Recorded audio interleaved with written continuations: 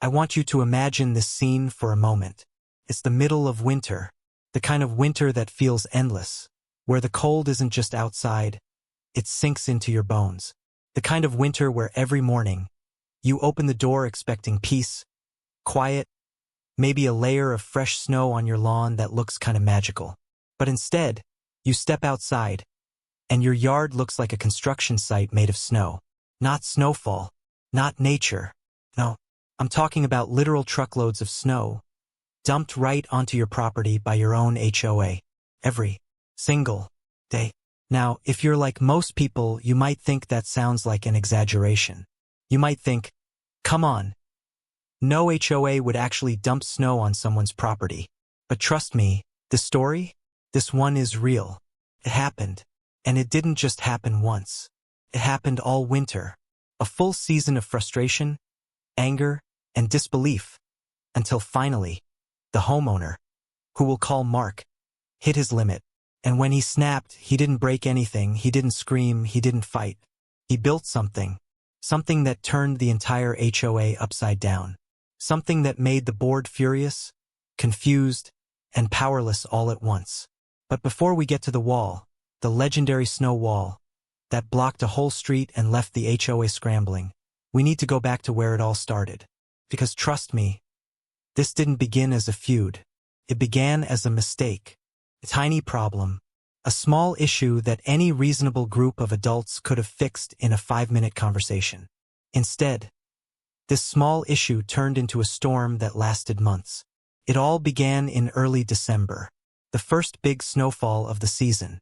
One of those heavy storms that keeps hitting all night long. When morning came, the neighborhood looked like a postcard.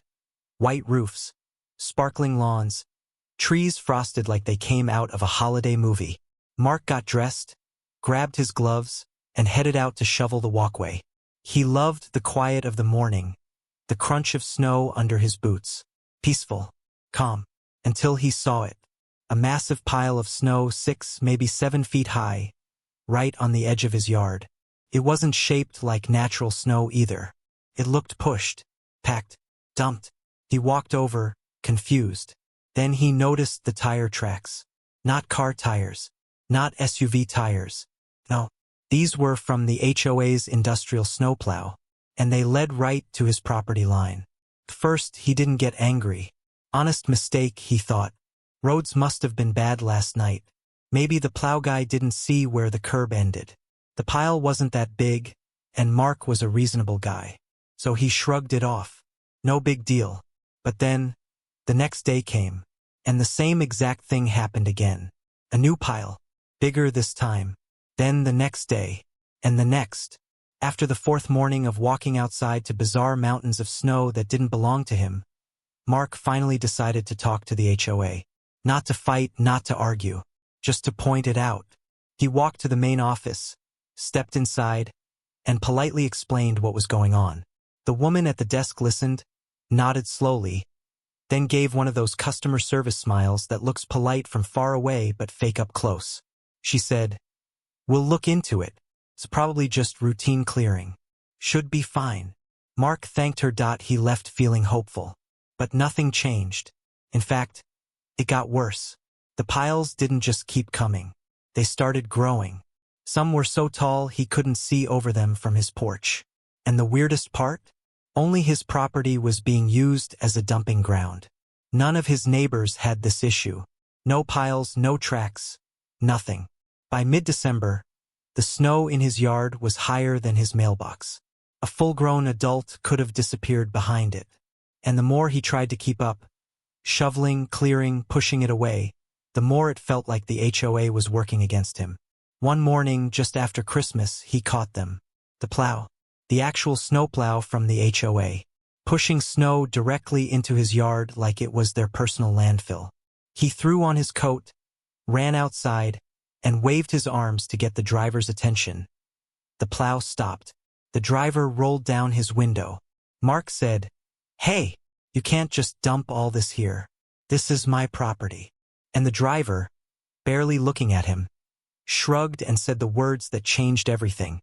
"HOA told us this is the designated snow zone." The designated snow zone. His yard? Who decided that? He demanded answers. But all the driver said was, "Talk to the board," then drove away, leaving a fresh hill of snow behind him. That night, Mark emailed the HOA board. He wrote the most polite message you can imagine, explaining the issue, attaching photos, asking for clarification. He thought maybe there was some mistake in the mapping. He got a reply 2 days later. Short, cold, and unbelievable. It read, "Per community regulations, homeowners must accommodate reasonable snow placement as part of seasonal maintenance. All operations are compliant." Reasonable snow placement. Was burying a property reasonable now? Mark reread the email 3 times. None of this felt real. No HOA documents he remembered ever said anything about dumping snow onto private lawns. And even if it did, why only his? He tried calling. No answer. He went to the office again. Closed for the holidays. He posted a friendly message on the community forum. It got deleted. But the snow never stopped. By mid-January, his yard didn't even look like a yard anymore. It looked like a glacier. He couldn't park near his home. He couldn't shovel fast enough. And the worst part? The snow piles had frozen solid. They were as hard as concrete. That's when something inside him finally broke. Not anger, not rage. Something sharper, something clearer. Determination. If the HOA was going to bury him under snow, then he would use that same snow to send them a message they couldn't ignore. And that, right there, is the moment the idea was born. The idea for the wall. A wall made entirely of the HOA's own snow. A wall tall enough, wide enough, solid enough to block an entire street. He wasn't going to yell. He wasn't going to fight. He was going to build. And this wall, it wouldn't sit in his yard. No, it would sit exactly where the HOA least expected it. Right across their precious main access road. A road they needed. A road the snowplows used every single morning. And for the first time all winter, Mark smiled. This was going to be fun. The next morning, before the sun even crawled over the rooftops, Mark stood outside in the cold air, staring at the mountains of snow the HOA had delivered to him for weeks. The moonlight reflected off the frozen piles, giving them a strange blue glow. It was silent. Just the wind, the cold, and the sound of his own breath. And in that silence, he began his plan. He grabbed his gloves, tightened them, and walked toward the biggest pile. It was practically a monument by now. 10 weeks of frustration packed into a single icy mass. He didn't touch it with anger. He touched it with intention. He carved. He cut. He shaped. Every shovel of snow he lifted didn't feel like work. Felt like justice. And the more he worked, the more the idea grew inside him, full of momentum and clarity. But first, he had to decide exactly where this wall was going. It wasn't enough to make something huge. It had to be strategic. It needed to be unavoidably, perfectly, undeniably placed. The HOA's main road was perfect for that. It was the road they used for everything: the plows, the board members, deliveries, maintenance trucks. It connected one side of the community to the other. Blocking that road wouldn't just annoy them. It would stop them in their tracks. Literally. So Mark walked the path. He studied the slight slopes, the curves, the spots where drivers slowed down. Every detail mattered. If he built the wall too far to the right, they'd squeeze around it. Too far left, they'd plow straight through. But in the center, dead center, they'd have no choice but to stop. And that's where his mind locked on. He didn't start building right away. Instead, he spent a full hour preparing the snow, dragging it, packing it, moving the piles closer to the street without actually blocking anything yet. If any neighbor saw him, they'd just assume he was clearing his yard. Nothing suspicious. Not yet. By sunrise, half the snow from his yard had been pulled closer to the edge of the road. His back hurt. His arms burned. His breath came out in huge clouds. But he didn't stop. If the HOA wanted to bury him in snow, then they were going to get buried right back. The wall would be built after dark. He decided that immediately. He needed the cover of night. Not because what he was doing was illegal, but because he didn't want some curious neighbor trying to get involved, or worse, trying to warn the HOA. This wasn't a group project. This was his masterpiece. When night came, he put on his thick coat, grabbed a headlamp and walked back outside. The cold hit him instantly, but he welcomed it. The silence of the neighborhood felt like a green light. And he started. But this wasn't just shoveling snow anymore. This was construction. Every shovel load went into the base. He stomped it with his boots, compacting it until it was almost solid. Every layer got packed, shaped, and tightened. The wall wasn't just tall, it was dense. This thing wasn't going to blow over. It wasn't going to melt easily.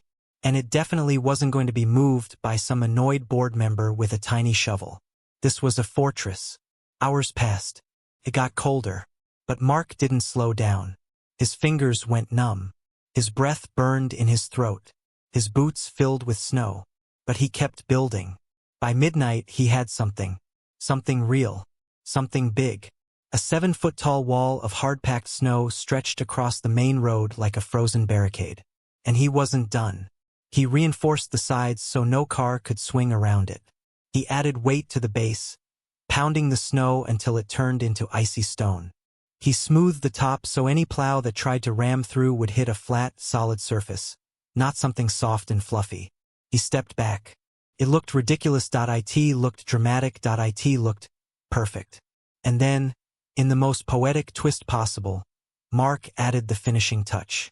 A single wooden stake, hammered into the snow, with a sign taped to the front.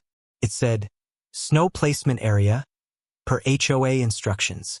He didn't even have to lie. Not really.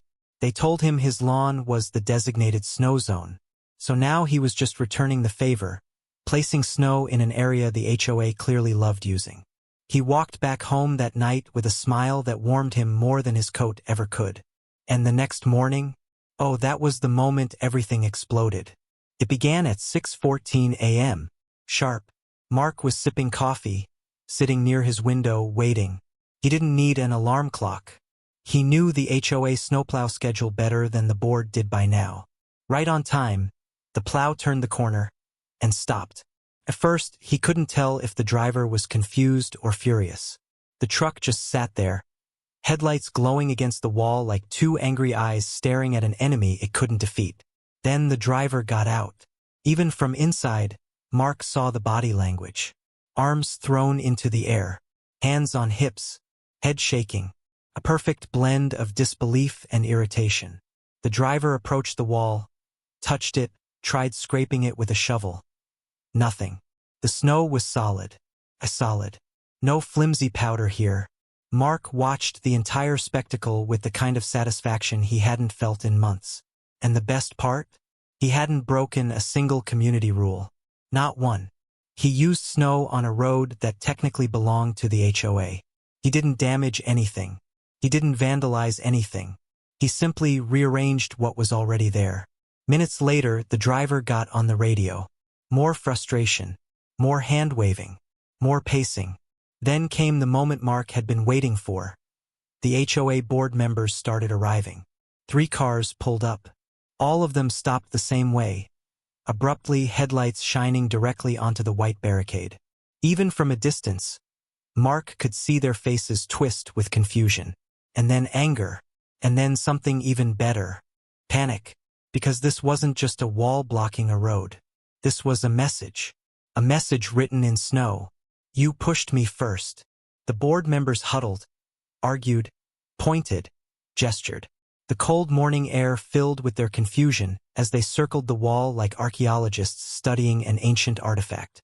One of them even tried kicking it. Bad idea. The wall didn't move. His foot did. And Mark watched that too, sipping his coffee, warm and calm, enjoying every second of this silent payback. They thought they could bury him. But now they were the ones trapped. And the best part? This was only the beginning. The HOA board stood in front of the frozen wall like it was some kind of monster blocking their path. Their breaths puffed out angrily in the cold morning air, forming little clouds of frustration that immediately disappeared, just like their excuses were about to. Mark watched them from inside his warm house, leaning slightly to the side of the curtain so they wouldn't notice. He didn't need to eavesdrop to know exactly what they were arguing about. He could practically hear their voices in his head. Who did this? How did this happen? Why didn't anyone report this last night? We can't plow through this. This thing's solid ice. For the first time in months, the HOA was the one dealing with a mess they didn't understand. And Mark enjoyed every moment of their confusion, until suddenly, everything went quiet. One of the board members, a tall guy with a thick gray coat, the type who probably takes his HOA title a little too seriously, pointed straight at Mark's house. Mark froze behind the curtain. They were coming. Car doors opened. Boots crunched on snow. 3 board members stomped across the street and marched right up to Mark's front door like they were about to arrest him for breathing wrong. He took a deep breath, set his coffee down, opened the door, and smiled politely. "Morning," he said, cheerful as ever. They did not smile back. The woman in front, probably the president, crossed her arms and said, "We need to talk about what you did." Mark raised an eyebrow. "What I did?" She pointed down the street, her face twisting. The obstruction. That dangerous construction." Mark peeked past her shoulder, pretending to look confused. "Oh, the wall," he said. "That's not construction. That's snow. Snow that you moved," she snapped. "And where did that snow come from?" he asked, tilting his head. Silence. The smallest board member shifted uncomfortably. Mark continued, his voice still calm, almost curious. "Because it looks an awful lot like the same snow I've been receiving, without request, without permission, every day for months. Snow that your plow has been dumping directly onto my property." The board members exchanged a quick look. The president cleared her throat. "Sir, dumping snow into the street is against HOA regulations, and you know that." Mark nodded. "Of course. Just like dumping snow onto private property without consent is also against HOA regulations, city regulations, and basic human decency." He smiled again. "So I thought maybe you all needed a visual reminder." Her eyebrows shot up. "A visual reminder? You blocked a major road." He shrugged. "You blocked my yard. That's not the same thing, isn't it?" he replied gently. "Because when you bury my driveway under 6 feet of ice, I can't use it. When I place snow on the road, you can't use that. Seems pretty identical to me." The board members stiffened.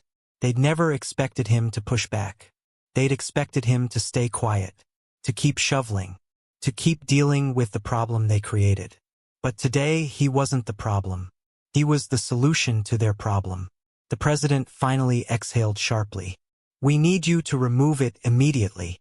Mark crossed his arms. "Sure. I'll move my snow. As soon as you stop moving yours." Another beat of silence. One board member stepped forward, trying to sound intimidating. "If you don't remove it, we can fine you. And if you continue dumping snow on my property," Mark replied calmly, "I'll file a complaint with the city, and the county, and possibly a lawyer. I've taken photos, dates, times, even tire tracks, all winter long." Suddenly, they weren't standing quite as confidently. Mark continued, his voice still patient. "Look, I'm not trying to escalate anything. I'm not trying to fight with you. I just want my property left alone. That's all.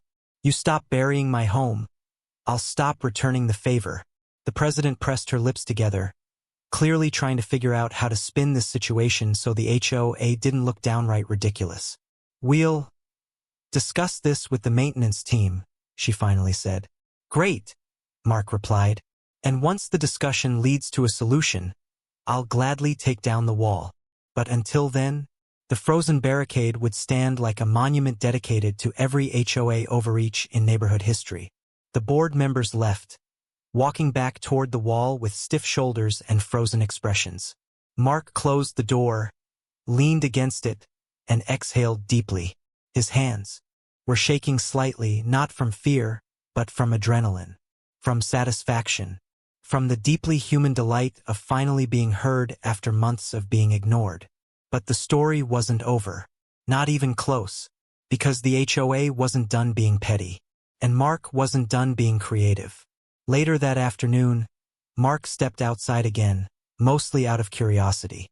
He wanted to see what the HOA would try next. And sure enough, There they were.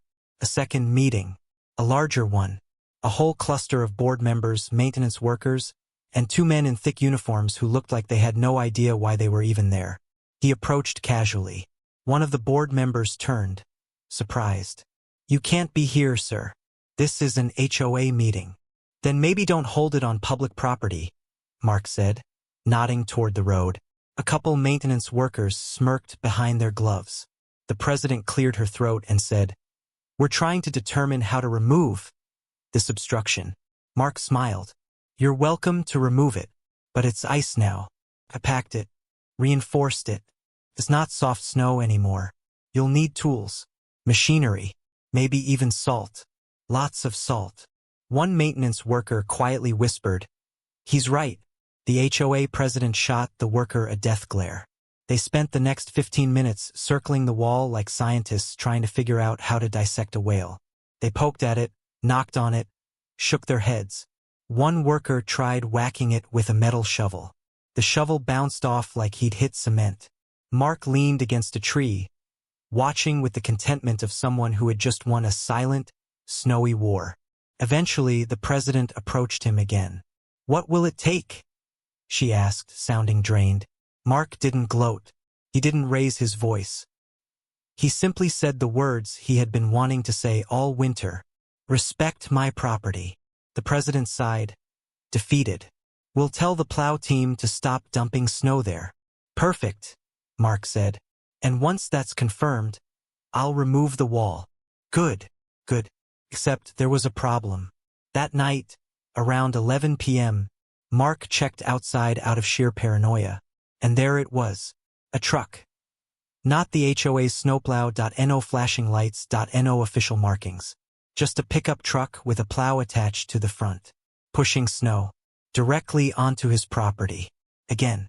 But this time, it wasn't an accident. It wasn't a misunderstanding. This was intentional. The HOA wasn't backing down. They were escalating. Mark clenched his fists, watching from the window as his yard, after he'd finally cleared it, was buried once more. The wall was only the beginning. Now, the real war had started. Mark didn't sleep that night. He sat by his living room window, motionless, watching the glow of the truck's taillights fade into the snowy darkness. His jaw was tight, his fingers tapping rhythmically against his coffee mug. Not out of fear, not even out of anger, out of disbelief. They couldn't help themselves. The HOA just had to take it further. They couldn't stand that he'd stood up to them, that he'd outsmarted them, that he'd forced them to face their own rules. So they found a workaround. A loophole. A sneaky backdoor approach. They hadn't used the official HOA snowplow this time.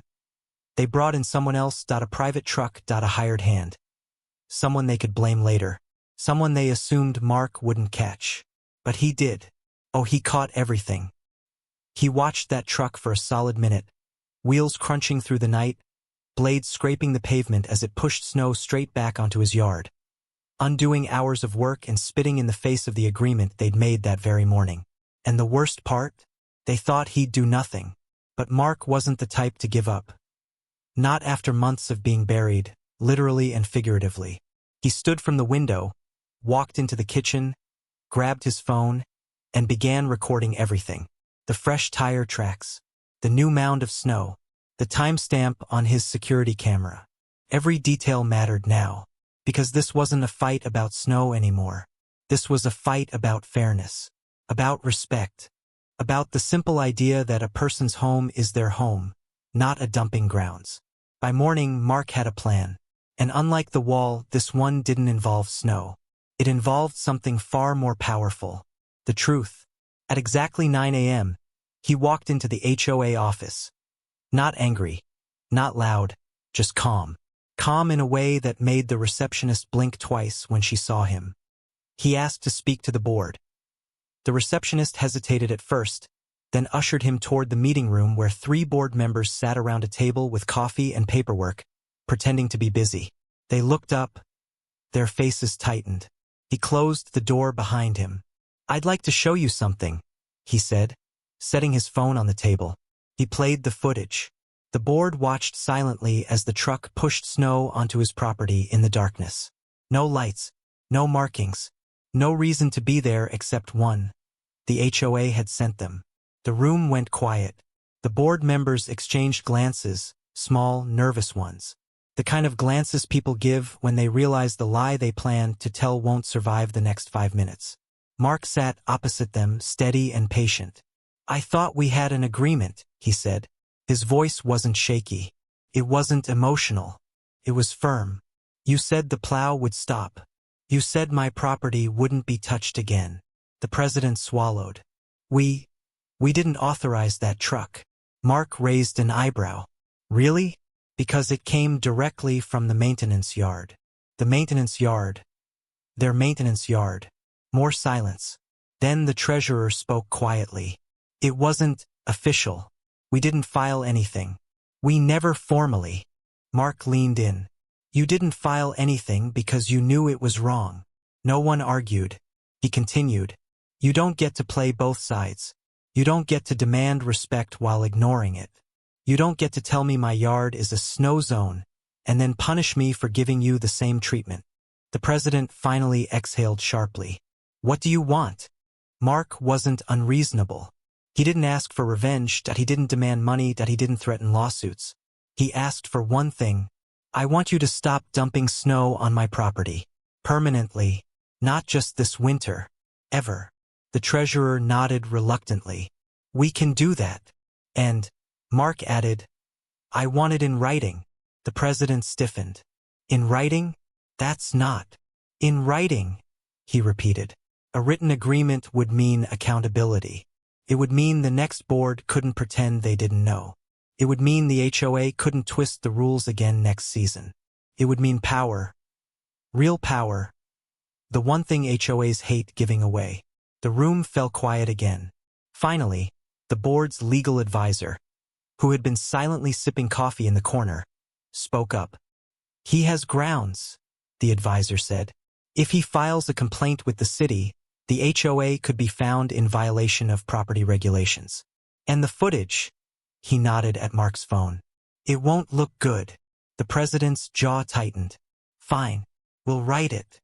Mark nodded once. "Good. And once it's signed, I'll remove the wall." The meeting ended awkwardly. No thank you. No apologies. Just 3 frustrated board members drafting an agreement they never wanted to write. By the time Mark left, he could feel the weight lifting from his shoulders. Not the weight of snow, but the weight of months of being walked over. He returned home, grabbed his shovel and looked toward the wall. It had become part of the neighborhood now. Kids stared at it walking to school.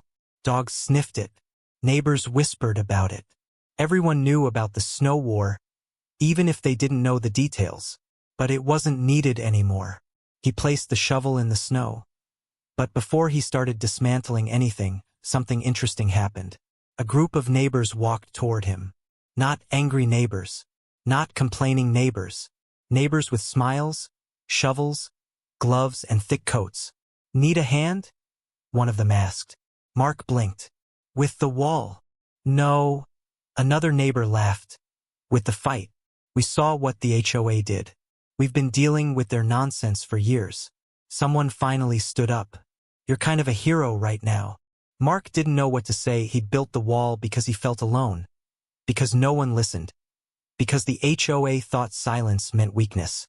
But he wasn't alone. Not anymore. The neighbors didn't just support him, they admired him. He wasn't the guy who caused trouble. He was the guy who finally said, "Enough." They helped him shovel away the snow the HOA had dumped the night before. They helped pack it back into neat piles along the curb. They helped clear a path to the wall so he could start dismantling it.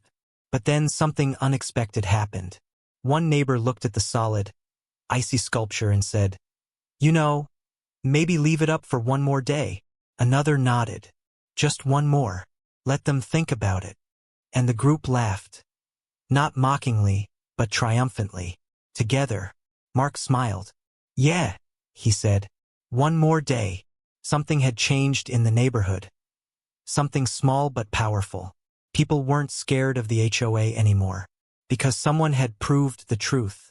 No matter how big a board is, a united neighborhood is bigger. When you're ready for the final chapter of the story, the next morning, the neighborhood woke up to something it hadn't seen in months. Peace.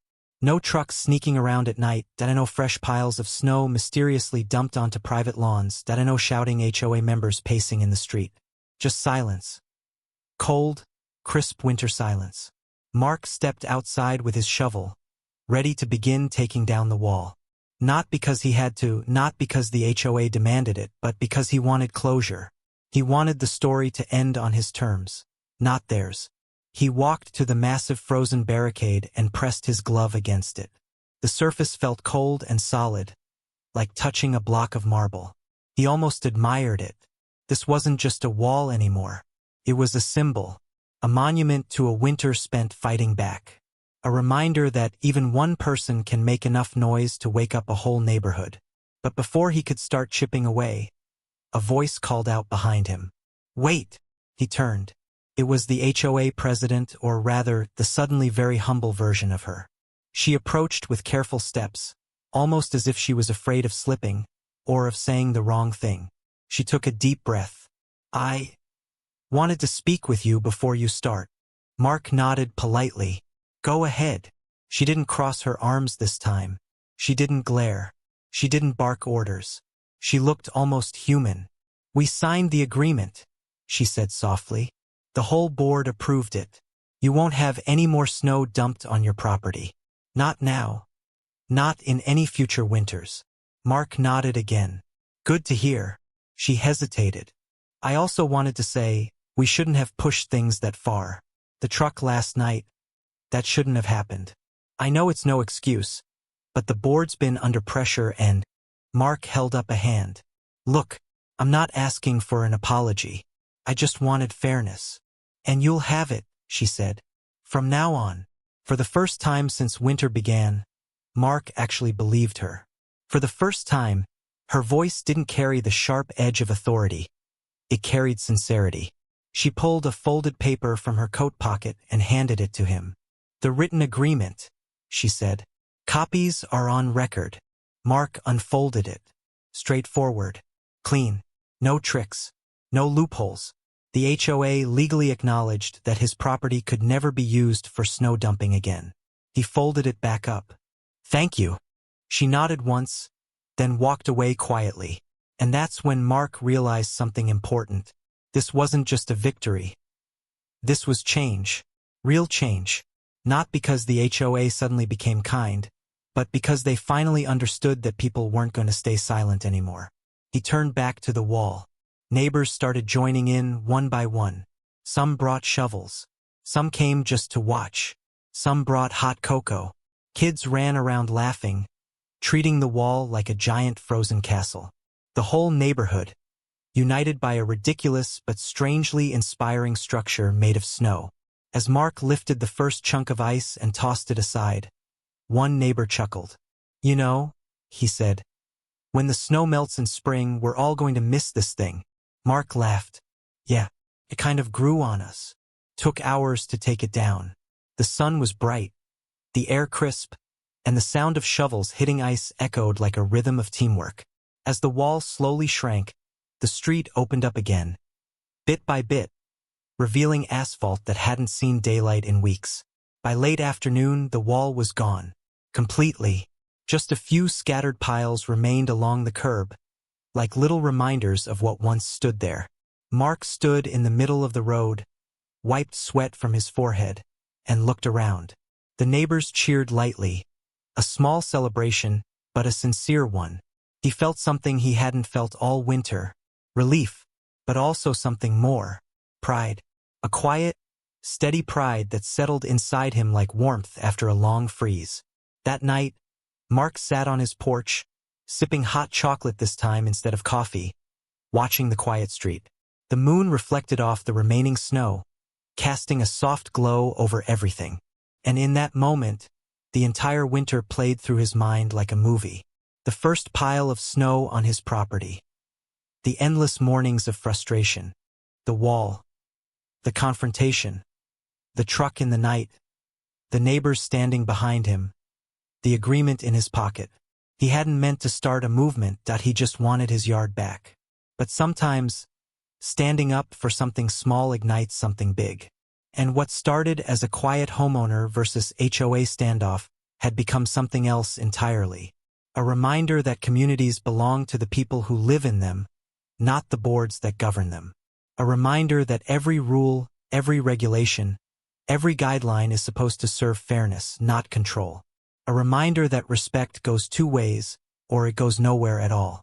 And most importantly, a reminder that one person, armed with nothing but determination and a shovel, can change the direction of an entire neighborhood.